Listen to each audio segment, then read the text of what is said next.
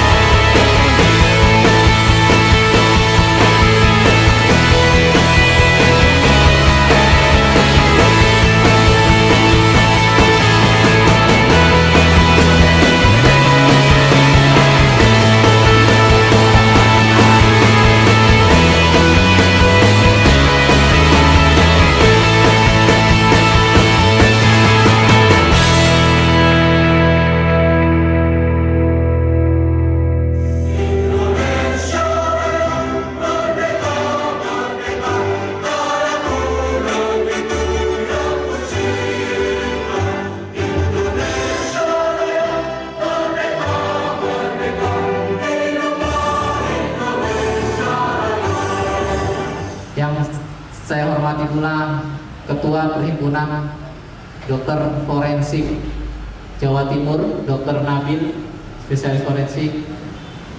Yang saya hormati juga Dr. Yuli, spesialis forensik, Dokter Forensik RSUD Dr. Kusma, Pak Bambang. Kami Puskesmas Jatirogo bekerja sama dengan Perhimpunan Dokter Forensik Jawa Timur yang diketuai oleh Dr. Nabil. Itu nanti kami akan melakukan telemedicine ya. Jadi ketika kita mengeluarkan surat keterangan kematian, itu adalah betul-betul hasil pemeriksaan dari dokter. Teman kita terkait dengan surat kematian Bapak dan Ibu dokter dari forensik, yang mengucapkan selamat datang Bapak Ibu di Kecamatan Jatirogo. Semoga ilmu yang sudah disampaikan nanti bermanfaat bagi kita. Saya berharap dikeluarkan kepada warga. Saya yakin dan percaya bahwa Bapak termasuk para kakak desa tahu warganya yang mati wajar, mati yang wajar tahu. Kalau tahu itu segera hubungi kami, agar sebelum kami datang, termasuk dari tim, termasuk dari kepolisian, dari kesehatan, untuk melakukan olah TKP dulu. Ilmu yang saya dapat dari Pak Dr. Nabil dari Forensik Provinsi, ini kalau menurut saya merupakan ilmu yang gratis. Pak Dokter sering di lapangan, tadi sudah disampaikan Pak Kapolsek, dokter ada apa sih, ada pembunuhan yang sekian bulan atau sekian tahun yang sudah berupa apa sih, berupa perangkat. Jadi karena Pak Kapolsek dari tengah hutan sana itu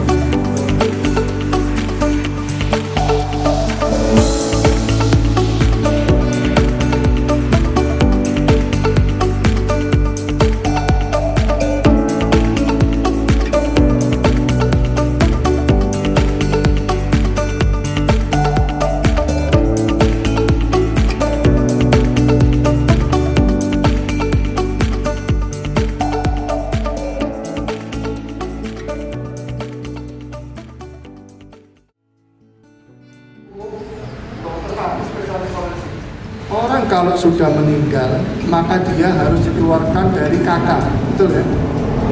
Dia pada betul kan? Tujuannya apa? Bahwa orang tadi sudah selesai sebagai subjek hukum. Jadi kalau misalnya ada pemilihan lurah, mereka sudah tidak bisa memilih. Nah, kalau Bapak Ibu di sini perangkat desa tidak melaporkan, berarti orang itu masih tetap dianggap hidup, dan itu bisa menjadi namanya suara keradamaian.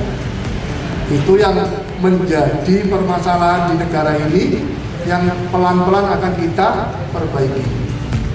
Nah,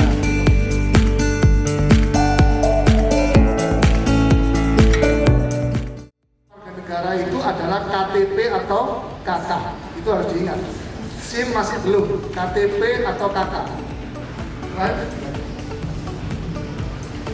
Nah, harapan kita ini nanti, sebelum saya menjelaskan ya, adanya teknologi yang kita selalu mengatakan telemedicine zaman COVID pandemi ini, kita mungkin susah untuk bertemu. Terima kasih waktu yang diberikan pada kami selaku kepala desa Bermila. Nama saya Wangkolo.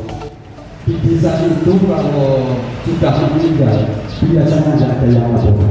Cuma mungkin yang dilapori untuk memandikan atau menyucikan jenazah itu. Tapi itu pun mungkin kurang peka. Karena apa? Tidak istilahnya ngasih tahu sama teman-teman perangkat atau kepala desa. Coba kan yang berada di desa. Nah, yang mana?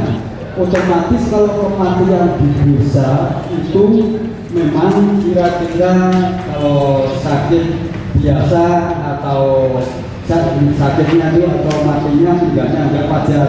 Itu kalau semacam sakitnya biasa-biasa saja, itu biasanya nggak ada yang lapor. Semuanya itu hampir sama. Perilakunya untuk warga masyarakat kalau meninggalnya secara wajar atau meninggal secara biasa sakitnya itu biasanya tidak ada yang lapor. Tidak ada yang lapor. Cuma pasti harinya itu lapornya itu sama Pak Mungkin itu aja. Terima kasih Pak. Assalamualaikum. Bahwa mati itu wajar sama tidak wajar. Menurut Bapak, mati yang wajar itu kayak apa? Menurut saya kalau mati yang wajar itu terutama mati sakit biasa Pak, karena diare, karena ini sudah usianya sudah terlalu tua atau sakit panas tuh gimana, itu yang saya maksud istilahnya mati yang wajar. Tapi kalau mati yang tidak wajar, tadi saya katakan gantung diri atau pembunuhan dan lain sebagainya, kadang-kala Pak sudah bertahun-tahun sakit-sakitan, meninggal tidak, hidup tidak, inilah yang dikatakan wajar karena sakitnya sangat lama sekali. Terima kasih. Orang kalau meninggal sakit COVID wajar atau tidak? Kalau COVID tidak wajar, kalau nggak tahu ya wajar, kalau ya wajar, nggak wajar kalau sudah masuk rumah sakit.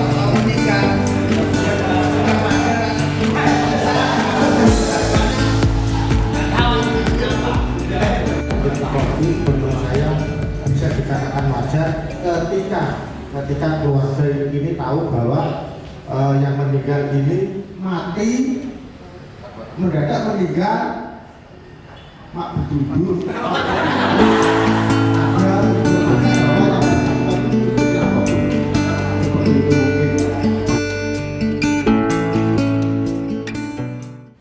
Kemudian yang namanya tidak wajar kecelakaan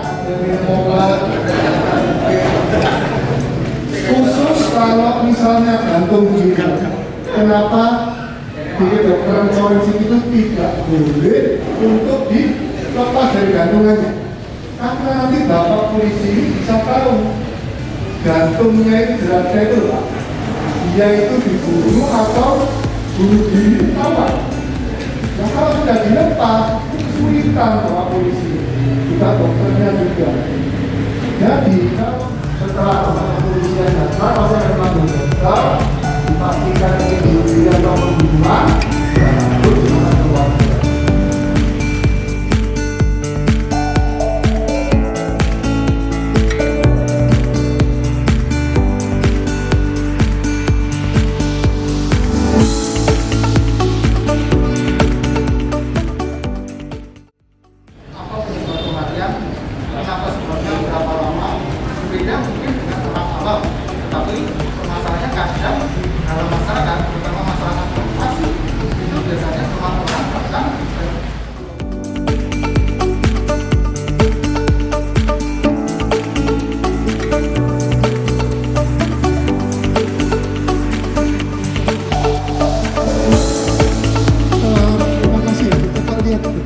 proses besarnya semua orang yang sudah diperiksa dokter. Karena malam-malam Pak Dokter memberikan WA, Ibu tinggal lihat WA-nya. Di mana WA-nya surat kematiannya? Oh iya, namanya siapa ini? Oh iya wis, KTP-nya ini. Sudah selesai. Ya kalau nggak ada pemeriksaan sih Ibu bingung nanya-nanya. Dengan adanya metode ini, Ibu tinggal tanya, surat kematiannya ada. Jadi orang yang mau dimakamkan di pemakaman di Surabaya, itu sudah saya kasih edukasi, harus diminta surat kematian. Mau makam, iya mau dimakam, mana surat kematiannya? Saya akan gali. Dari dokter dilihat, ya aja langsung digali. Kalau tidak ada KTP sama surat kematiannya, tidak akan boleh. Urus dulu ke puskesmas terdekat. Untuk apa? Kasihan keluarganya Bu. Kalau sampai ada saudaranya yang dari luar negeri curiga-curiga karena tinggal sama ibu tirinya atau anak apanya, lapor polisi. Saya curiga Pak polisi dia itu dibunuh, diracun. Ya Pak polisi nuruti itu digali. Kan kasihan. Ternyata diperiksa Pak polisi tidak ada apa-apa, cuman suudon. Kan kasihan keluarga kita sampai diotopsi segala macam. Hanya karena sepele meninggalnya tidak diperiksa oleh dokter. Bisa dipahami Bu ya?